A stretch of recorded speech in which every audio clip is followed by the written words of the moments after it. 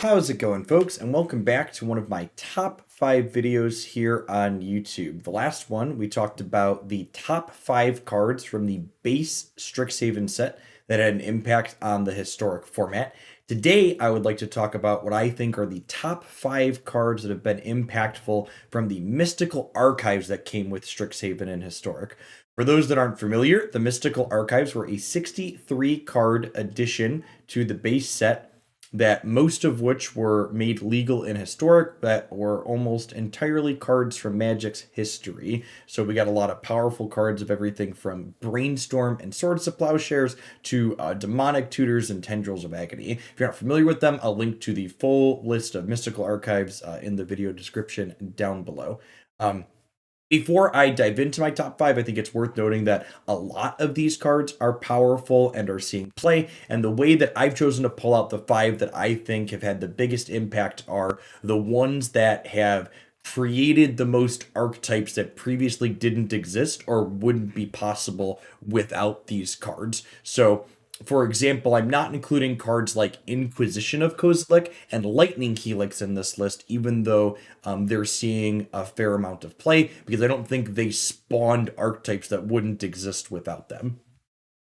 Coming in at number 5 on my list is the wonderfully beautiful Faithless Looting here. So draw 2 cards, discard 2 cards for 1 mana, flashes back for 3 mana, making it incredibly powerful as both a graveyard enabler in decks like the Abzan Phoenix deck, the blue-red Arclight Phoenix deck, and Reanimator decks that exist out there with cards like Unburial Rites, as well as just being kind of a fair card selection engine in things like Rakdos Arcanus. This card really put Arclight Phoenix on the map in Historic in a way that archetype hadn't been playable prior.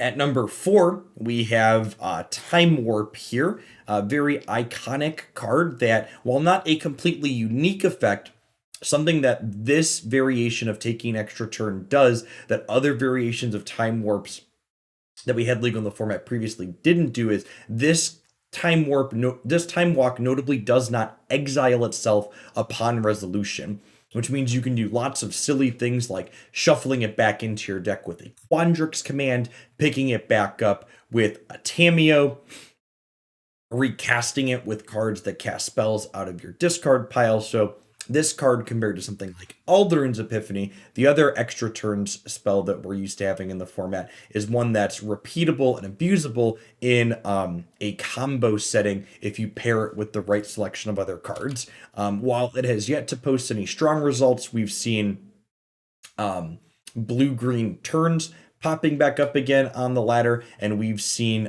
various combo decks with Sultai Ultimatum, Emergent Ultimatum, leveraging this Time Warp.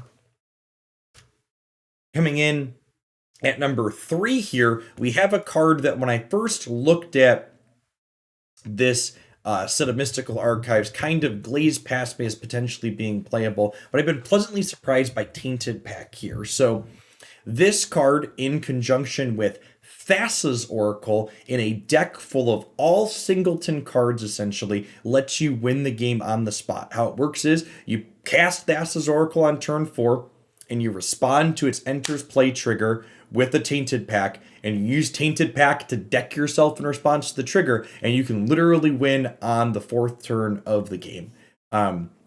Historic has a deep enough card pool at this point that the downside of playing a singleton deck is mostly mitigated by the fact that you have lots of redundant copies of cards. You know, you have Tyrant Scorn, Heartless Act, Eliminate. You have lots of good 2-mana removal. You have a myriad of different 3-mana counters and 1-mana pieces of interaction. And your deck, even though it's technically singleton, still is incredibly consistent.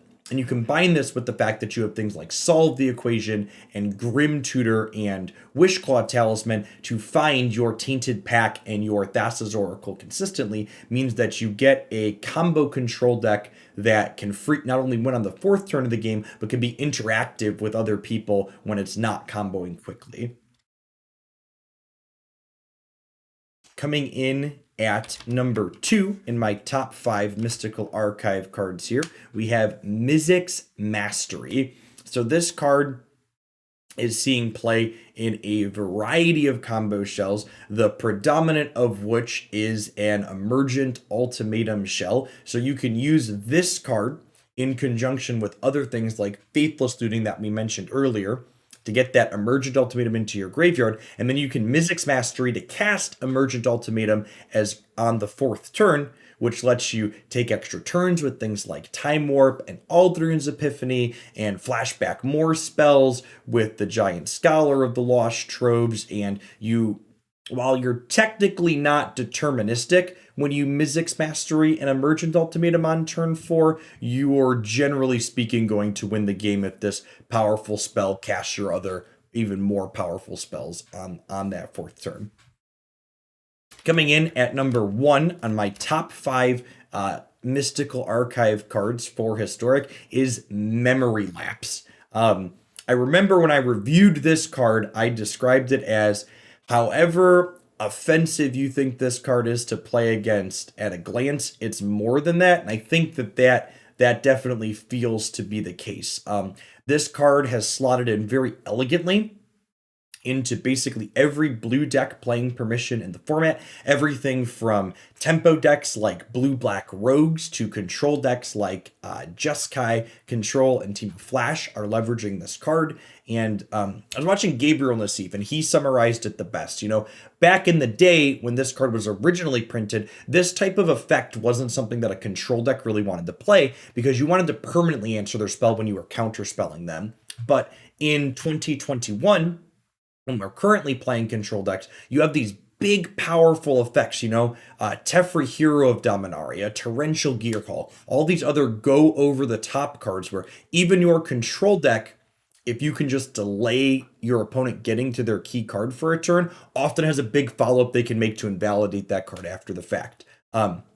Rogues is probably the archetype that leverages this card in the most brutal fashion because the Rogues has those cards that incidentally mill your opponent. Memorylapse is effectively just a 2-mana counterspell in their deck because you'll Memorylapse your opponent's card back to the top of the deck and then you'll mill them again. So yeah, those are my top 5 Mystical Archive cards. And again, I chose these 5 because I felt like these cards really added new archetypes to the format that wouldn't be possible without their existence. There are a variety of them that are seeing play in different shells in the format. What are your top 5 cards from the Mystical Archives? What have you been enjoying casting? What do you think is a great craft with your wild cards? Let me know in the video description down below, and be sure to check out my top 5 cards from the base Strixhaven set for Historic video if you haven't done so already. Thanks for watching, folks, and see ya on stream again real soon.